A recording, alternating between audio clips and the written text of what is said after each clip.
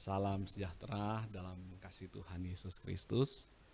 Kita berjumpa pada kesempatan saat ini dalam video pembelajaran Sekolah Tinggi Teologi Rumah Murid Kristus. Nah, dalam video saya saat ini kita akan bersama-sama belajar tentang bibliologi. Jadi apa yang akan saya sampaikan adalah bagian dari video untuk mata kuliah bibliologi. Jadi inilah yang akan kita pelajari. Ada banyak video, tapi kita akan awali dulu dengan satu bagian yang merupakan gambaran umum tentang apa yang akan kita pelajari bersama di dalam mata kuliah ini, ya. Jadi langsung saja, kalau kita berbicara tentang bibliologi, tentu saja kita lihat dulu pengertian dari bibliologi itu sendiri, ya. Dalam pengertian bibliologi, secara etimologi, kata bibliologi ini berasal dari dua kata Yunani, yaitu yang pertama adalah biblio, ya. Biblio ini artinya kitab atau buku. Dan kedua adalah logos. Logos adalah ilmu pengetahuan. Nah, di zaman Perjanjian Baru, lazim orang menyebut dengan Biblia atau Graphe. Jadi, secara etimologi dua kata ini yang membentuk menjadi kata bibliologi. Nah, jadi pengertian secara umumnya, bibliologi adalah pengajaran atau pengetahuan tentang Alkitab. Bisa kita katakan bahwa ini adalah doktrin Alkitab, ya. Pelajaran tentang Alkitab. Apa yang kita pegang hari-hari, apa yang kita baca, firman Tuhan yang kita baca dalam bentuk Alkitab, itu yang akan kita pelajari, ya.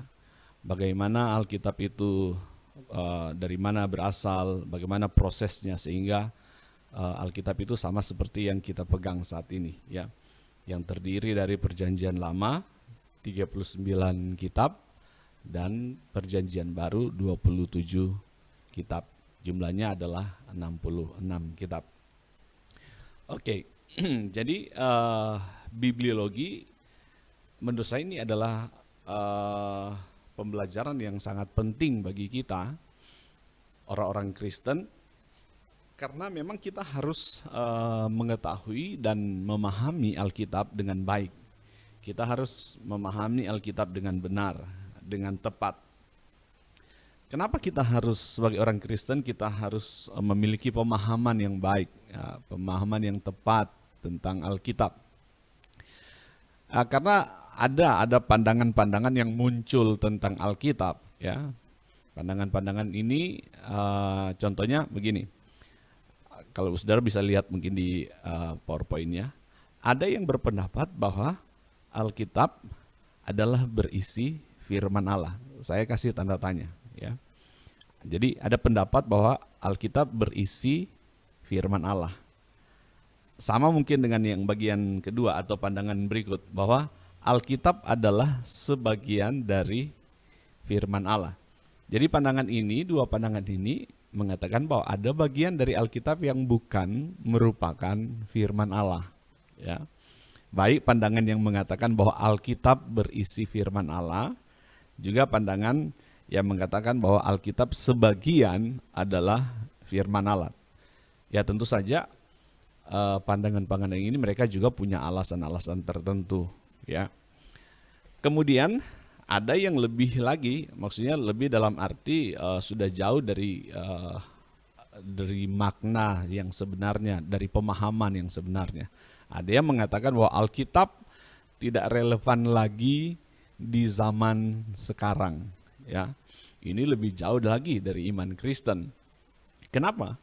Karena kita yakin bahwa Alkitab adalah firman Allah, ya. Kita yakin bahwa Alkitab ini adalah firman Allah. Dan mata kuliah ini atau pembelajaran tentang bibliologi akan memberikan kita pemahaman yang jelas, pemahaman yang komprehensif, pemahaman yang benar, pemahaman yang tepat, sehingga kita benar-benar menjadi orang Kristen yang memiliki iman yang bersumber dari sesuatu yang memang kita yakini benar. Nah, Alkitab kan adalah sumber iman Kristen, ya. Alkitab adalah sumber pengetahuan tentang Allah, sumber satu-satunya.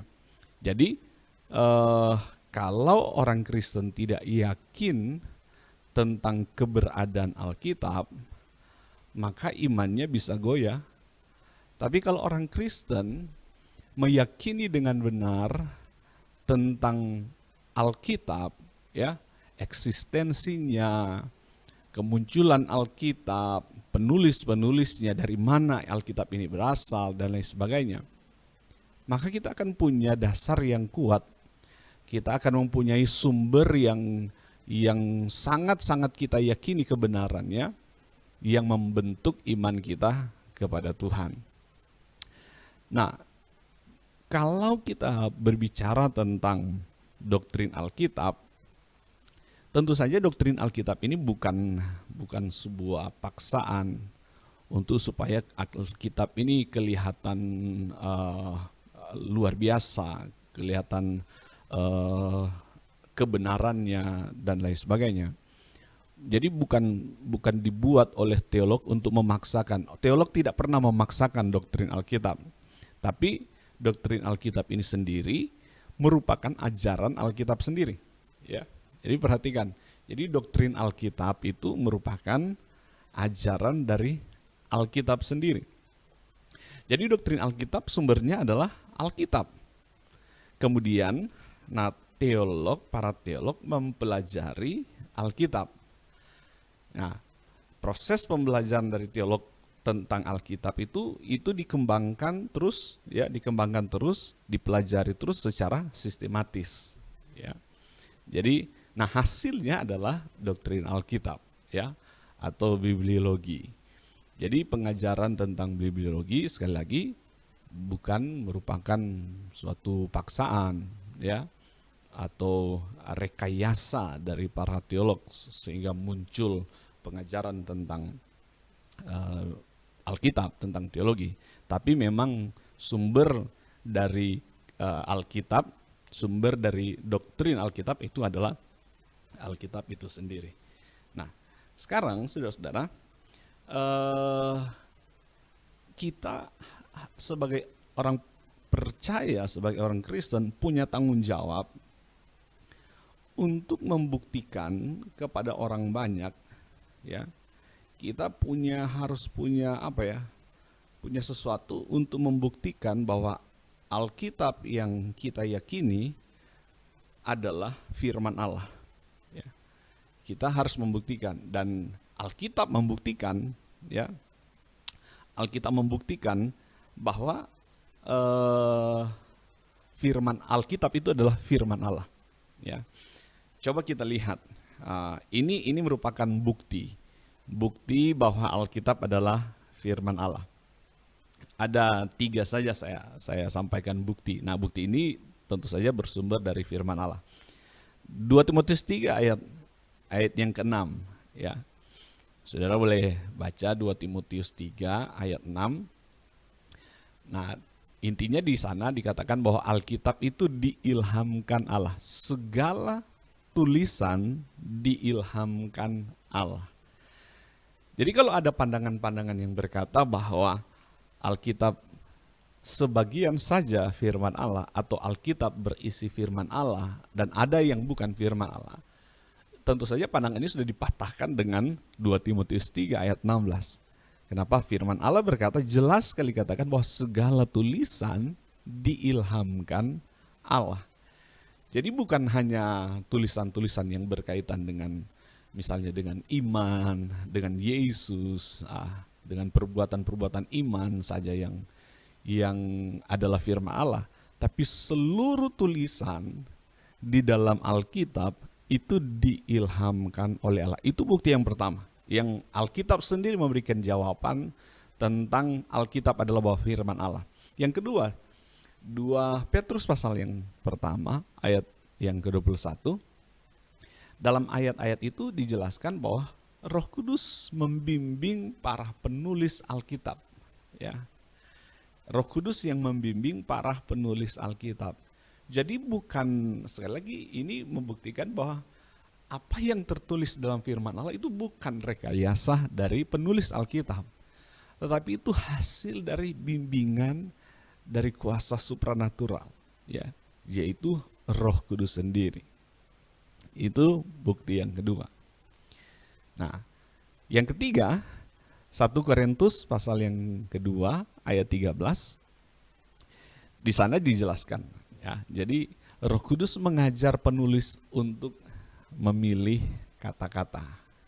Jadi sekali lagi ayat-ayat ini membuktikan bahwa Alkitab itu adalah firman Allah.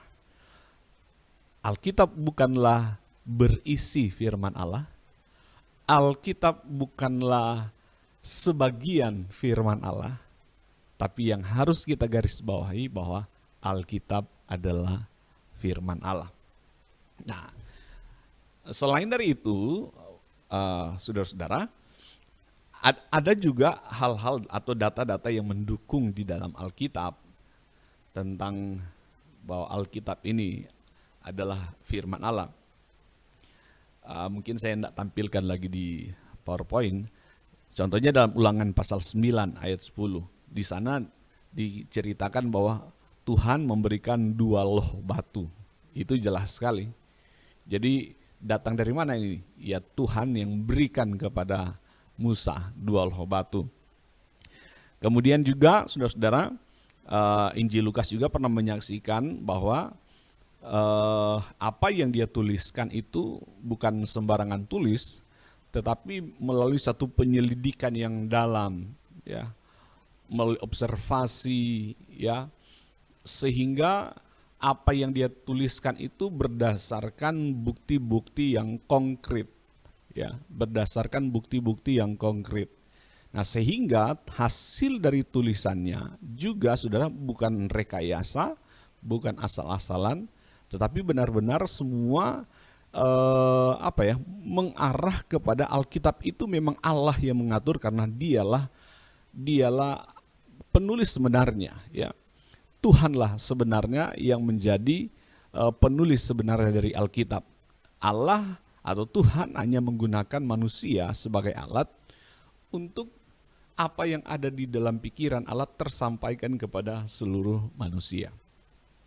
Nah, kemudian kita juga sangat memahami bahwa di dalam Alkitab itu ada banyak nubuatan-nubuatan, ya, di Perjanjian Lama, dan di dalam Perjanjian Baru juga langsung dibuktikan bahwa apa yang digenapi dalam Perjanjian Lama itu digenapi, apa yang dinubuatkan dalam Perjanjian Lama maksud saya itu digenapi di dalam Perjanjian Baru, ya. Contohnya tentang Yesus, ya, kelahirannya, kematiannya, kebangkitannya, itu semua kan ditulis dalam Perjanjian Lama, ya.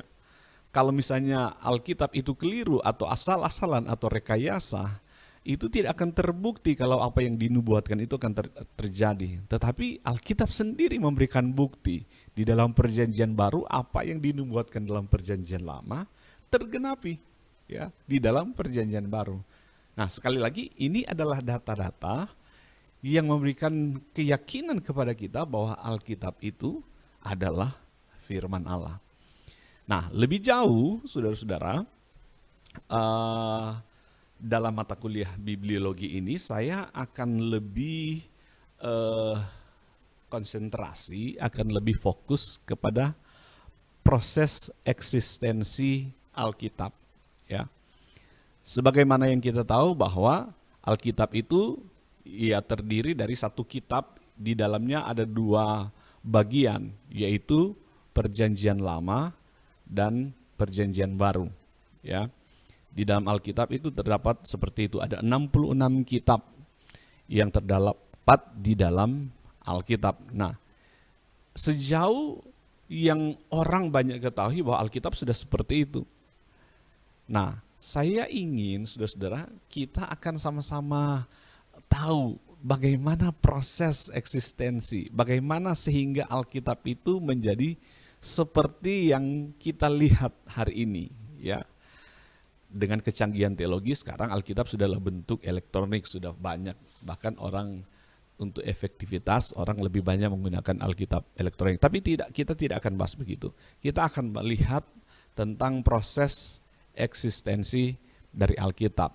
Ya, secara garis besar, mungkin sebagian besar saya akan ulas di video selanjutnya. Tapi sebagian besar, secara garis besar, bahwa proses eksistensi Alkitab itu terdiri dari yang pertama, saudara boleh lihat, saya tampilkan PowerPoint secara utuh, saudara boleh lihat ini.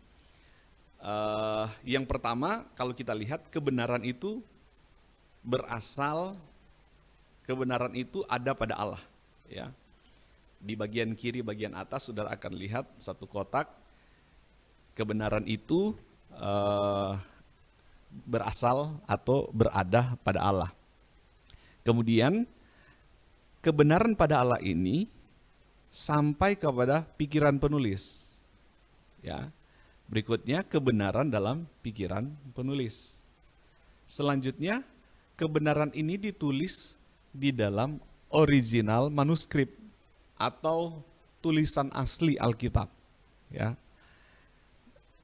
Dari original manuskrip ini kebenaran ternyata ada penyalinan, ya, penyalinan dari tulisan asli original manuskrip kepada salinan. Ya, karena asli disalin, makanya ada naskah salinan, ya. Dari naskah salinan ini kemudian muncullah kebenaran yang dalam bentuk Alkitab, 66 kitab, ya, 66 kitab. Dan yang terakhir, kebenaran ini sampai kepada kita, ya, sampai kepada manusia. Nah, kalau kita lihat prosesnya, kita lihat kembali dari atas, kebenaran pada Allah sampai kebenaran itu sampai kepada penulis, itu ada proses yang namanya pewahyuan, ya. Kemudian kebenaran dalam pikiran penulis dituliskan dalam original manuskrip, itu yang disebut dengan pengilhaman. Bahasa Inggris menggunakan kata inspiration. Selanjutnya ada proses juga, proses di mana original manuskrip atau tulisan asli disalin dalam manuskrip salinan atau kodeks. Itu kita akan lihat proses penyalinannya. Nah, dari kodeks, dari manuskrip salinan, akan ada proses kanonisasi. Nah, kanonisasi inilah yang membentuk Alkitab menjadi 66 kitab, ya. Finalnya demikian. Dan setelah di Alkitab, kemudian dia sampai kepada manusia, itu yang disebut dengan proses iluminasi, di mana Roh Kudus menerangi hati pikiran kita untuk memahami Alkitab sehingga kebenaran itu sampai kepada manusia. Jadi inilah garis besar tentang mata kuliah bibliologi. Jadi secara umum kita akan bahas tentang proses eksistensi Alkitab. Nah, proses-proses ini kita akan lihat di video-video selanjutnya. Puji Tuhan. Demikian video pembelajaran saya pada saat ini. Tuhan Yesus memberkati kita sekalian. Haleluya, puji Tuhan.